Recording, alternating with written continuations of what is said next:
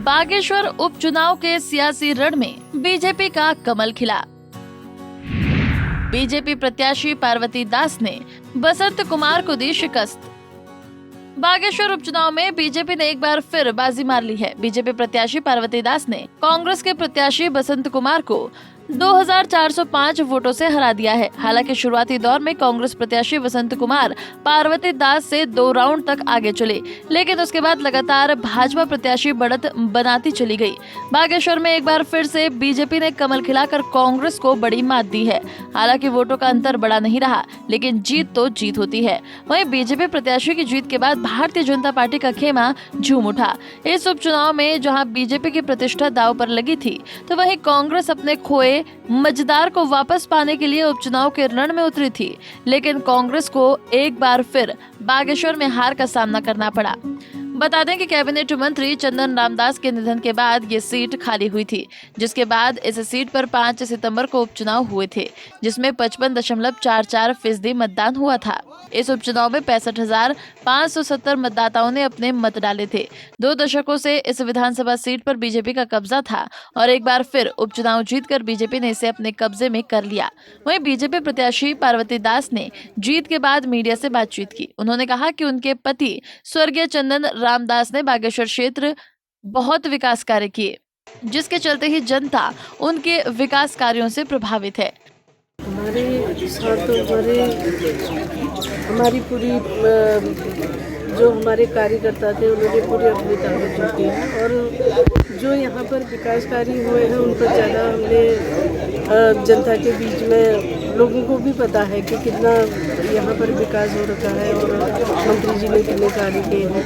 और मेरे सारे कार्यकर्ता, सारे हमारे जिला अध्यक्ष, पंचायत अध्यक्ष, हमारे क्षेत्र की जितने भी हमारे कार्यकर्ता हैं वो सब साथ रहे और आगे को वही विकास हमारा आगे को रहेगा। चौमुखी विकास करेंगे बागेश्वर, जिससे हम जनता के जो विश्वास है उसको पूरा करेंगे। वहीं बागेश्वर उपचुनाव में जीत के बाद सीएम धामी भी बेहद खुश नजर आए।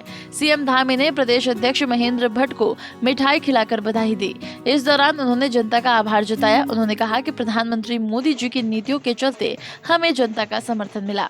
मैं सबसे पहले तो बागेश्वर क्षेत्र की महान जनता का हृदय से आभार व्यक्त करना चाहता हूं कि उन्होंने अपना विश्वास लगातार जैसे पिछले 4 चुनाव से भारतीय जनता पार्टी पर व्यक्त करते रहे हैं, आशीर्वाद देते रहे हैं। इस बार फिर से उन्होंने आशीर्वाद दिया है।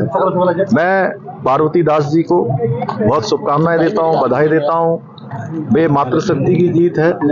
हमारी माताओं बहनों का मैं दिल से आभार व्यक्त करना चाहता हूं, बड़े बुजुर्गों का, नौजवानों का, जिन्होंने उत्तराखंड राज्य की तरक्की के लिए, बागेश्वर को आगे बढ़ाने के लिए और हमारे देश के यशस्वी प्रधानमंत्री मोदी जी के नेतृत्व में जिस प्रकार से आज उत्तराखंड का और देश का विकास हो रहा है, उस विकास को अनवरत रूप से आगे बढ़ाने के लिए भारतीय जनता पार्टी को जिताया है। उन्होंने अपना आशीर्वाद दिया है। बागेश्वर उपचुनाव में वैसे तो 5 प्रत्याशी मैदान में थे, लेकिन पूरे मतगणना के दौरान बीजेपी और कांग्रेस में ही कांटे की टक्कर रही। बीजेपी प्रत्याशी पार्वती दास को जहां 33,247 वोट मिले, तो वहीं कांग्रेस प्रत्याशी बसंत कुमार को 30,842 वोट मिले।